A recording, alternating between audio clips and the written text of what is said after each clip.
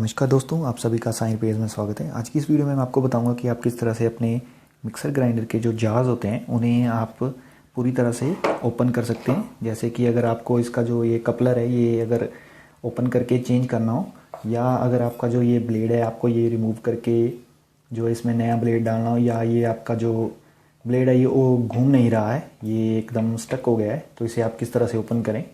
तो सबसे पहले हम इस छोटे जार को ले लेते हैं। तो कोई भी आपका जो जार है किसी भी आपकी जो ब्रांड का हो या किसी भी टाइप का हो, उसे ओपन करने का जो वे है वो आप इसे यहाँ से इस तरह से पकड़ लें। देन जो इसका ये कपलर है इसे जो है वो क्लॉकवाइज डायरेक्शन पे आपको घुमाना है। तो ये देखिए, ये क्लॉकवाइज डायरेक्शन पे जैसे ही मैंने इसे घुमाया तो ये जो कपलर है ये आपका ओपन हो गया।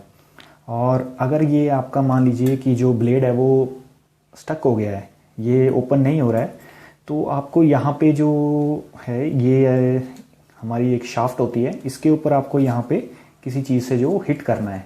जैसे ही अगर मान लीजिए कि ये यहाँ पे अगर आप इस तरह से कोई चीज़ जो लगा के इसे हिट करेंगे तो ये सिंपली जो है वो, या आप किसी हैमर का यूज़ करके भी हिट करेंगे तो ये सिंपली जो है वो आपकी यहाँ से ये नीचे को इस तरह से निकल जाएगा।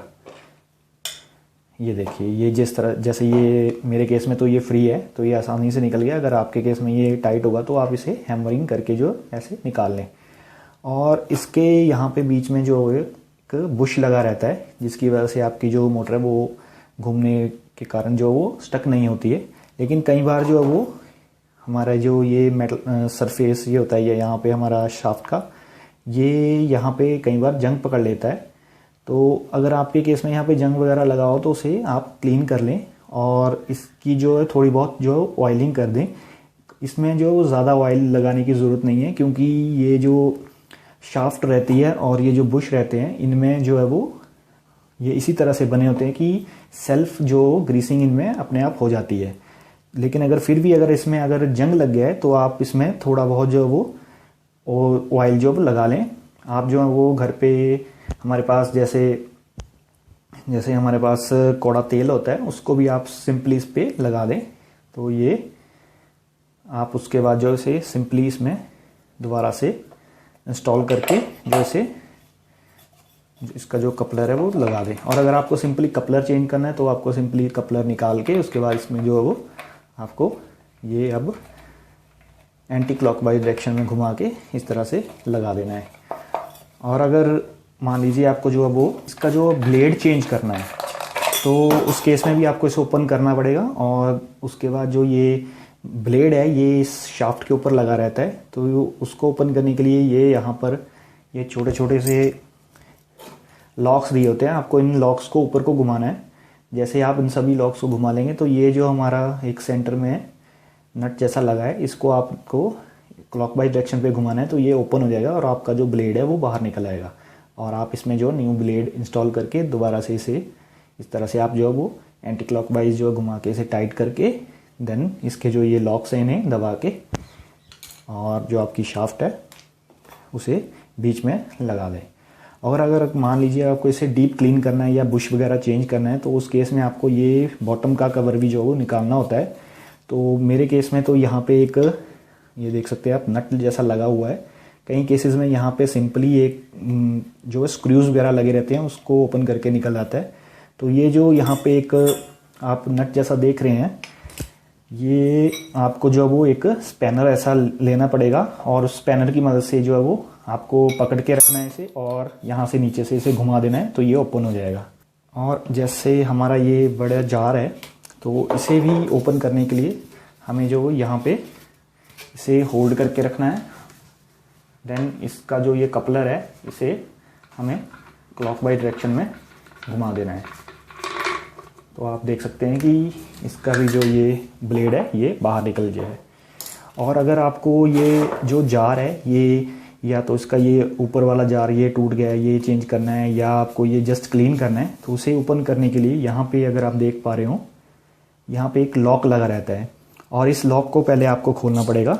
तो आप चाहे तो स्क्रू ड्राइवर का यूज़ कर सकते हैं, लेकिन ये देखिए ये काफ़ी छोटा है इधर यूज़ करने के लिए, तो आपको जो इसके ये नीचे में इस तरह से लगा के ये से ऊपर की तरफ को जो पुल कर लेना है। तो अगर आप देख सकते हो ये हमारा यहाँ पे लॉक जो बाहर निकल चुका है।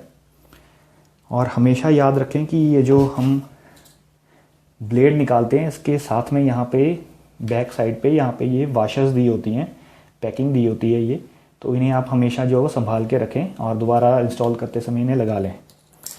तो जैसे ही आपका ये जो लॉक है ये निकल जाता है, आपको सिंपली जो इसे इस तरह से घुमा देना है। जैसे आप इसे घुमाएंगे तो ये हमारा जो जार है ये देख सकते हैं आप कि किस तरह से ओपन हो चुका है। तो आप इसे जो वो क्लीन कर सकते हैं। कई बार यहाँ पे काफ़ी ज़्यादा गंदगी जो इकट्ठी हो जाती है, और अगर आपका जो जार है वो लीकेज की आपके उसमें प्रॉब्लम है तो ये यहाँ पे एक वाशर दी होती है, ये वाशर जो है वो आपको चेंज करनी पड़ती है। और उसके बाद आपका जो जार है अगर आपको क्लीन करना है तो क्लीन कर सकते हैं। और इसे जब इंस्टॉल करना है तो इस बात का ध्यान रखना है कि यहाँ पे ये मार्किंग बनी होती है, ये दो तरह की है। एक देखिए ये सिंपल है और एक जो वो एल शेप की है। तो आपको जो एल शेप की है वो एल शेप में ही लगानी है, क्योंकि हमारा जो ये लॉक है ये देखिए ये यहाँ पे लगता है, ये यहाँ पे एल शेप में ही लगेगा। अगर आप गलत लगा देंगे तो आपका जो जार है वो ओपन हो जाएगा।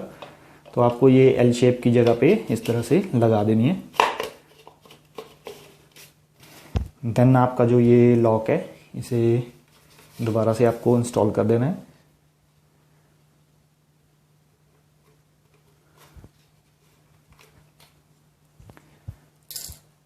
इसे जो अच्छी तरह से दबा दे ताकि अपनी जगह पे बैठ जाए। और अगर आप इसे टर्न करने की कोशिश करेंगे तो देखिए ये टर्न नहीं हो रहा है। देन आपका जो ये ब्लेड है इसे आप इंस्टॉल कर दें।